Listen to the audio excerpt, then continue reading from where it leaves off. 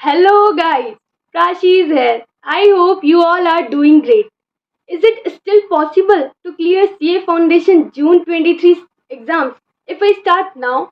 So yes, it is 100% possible. The only thing is you need a right strategy at this point of time. So yes, in this video I am gonna share the strategy which I followed during my CA Foundation exam. So let's start. The first thing is ABC analysis. क्योंकि अब time constant है तो अब आपको अपनी पढ़ाई को थोड़ा सा सिलेक्टिव करना होगा.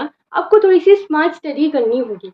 आपको एक कैटेगरी में ऐसे चैप्टर्स रखने हैं जो कि इम्पॉर्टेंट है, जो कि ICAI बार बार पूछता है एंड जो कि हाई वेटेज है, प्लस जो आपको अच्छे से आते हैं. बी कैटेगरी में ऐसे चैप्टर्स जो आपको थोड़ा कम अच्छे से आते हैं. पार्टनरशिप में हो सकता है आपको सिर्फ एक ही सेगमेंट आता हो, फॉर एग्जांपल एडमिशन. सो ऐसे चैप्टर्स एंड जिनका वेटेज भी कम है. सी कैटेगरी में सिर्फ ऐसे चैप्टर्स जो आपको बिल्कुल भी नहीं आते एंड उसमें थोड़ा बहुत कुछ कुछ आता है, तो उसको ऐसे आप फ्लिप करके देख सको. एंड आपको इसमें टाइम वेस्ट करने की कोई भी ज़रूरत नहीं है. मैंने ऑलरेडी एक ABC एनालिसिस करके दिया है चैप्टर्स का, उसकी लिंक मैं आपको ऊपर आई बटन में रख दूंगी. Second thing is how to make aggregate.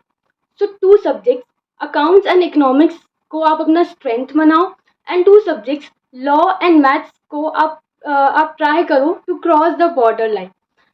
आपका टारगेट होना चाहिए 75 plus in accounts and economics and at least around 50 in maths and law.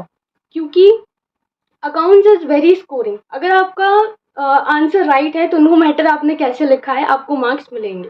And economics is direct MCQ and easy भी है. ज़्यादा कन्फ्यूज़न वाले MCQs नहीं आते, मतलब बहुत ही कम स्कोप होता है.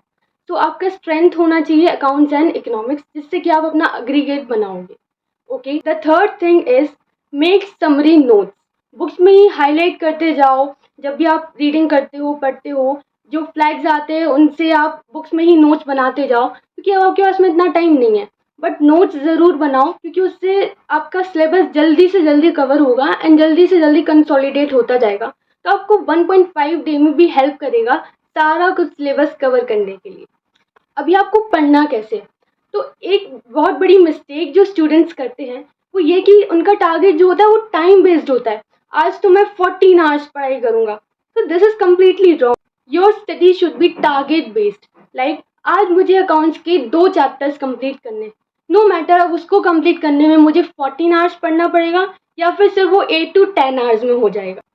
नेक्स्ट, वन मिस्टेक जो बहुत सारे स्टूडेंट्स करते हैं, ऑलमोस्ट सभी करते हैं इन लास्ट डेज में, ये बोल कर कि अभी टाइम नहीं है, अभी टाइम नहीं है. अभी भी बहुत टाइम है. आपको एटलीस्ट एक previous year question paper solve करके जाना है, देख कर नहीं, सॉल्व करके जाना है प्रॉपर 3 आवर्स बैठकर. क्योंकि इससे आपको आपकी स्पीड का पता चलेगा, आपको कैसे प्रेशर हैंडल करना है वो पता चलेगा, कैसे वो 15 मिनट्स को यूटिलाइज करना है वो पता चलेगा. ठीक है, तो मैं आपको ऑलरेडी पहले से बता रही हूँ, अब ये मिस्टेक मत करना. Okay, and one more thing कि आपको what should be the order of study, क्योंकि स्टूडेंट्स बहुत कंफ्यूज होते हैं जनरली. तो सबसे पहले ना आपको ICAI का मॉड्यूल के इलस्ट्रेशंस एंड क्वेश्चंस करना है, then move to previous year question papers and उसके बाद अगर टाइम मिलता है then go to RTPs and MTPs. क्योंकि RTPs एंड MTPs में भी क्वेश्चंस जो हैं वो ICAI के मॉड्यूल से ही आते हैं. एंड ऐसे मत सोचना कि फिर तो प्रीवियस ईयर क्वेश्चन पेपर में भी मॉड्यूल से ही क्वेश्चंस आते हैं. कुछ डिफरेंसेस होते हैं. एंड कभी कभी क्या होता है कि कुछ क्वेश्चंस प्रीवियस ईयर से डायरेक्टली ले लिए जाते हैं विदाउट एनी चेंजेस. सो आपको उसका एडवांटेज मिल सकता है अगर आप वो क्वेश्चंस पढ़ के जाओगे. So that's all for this video.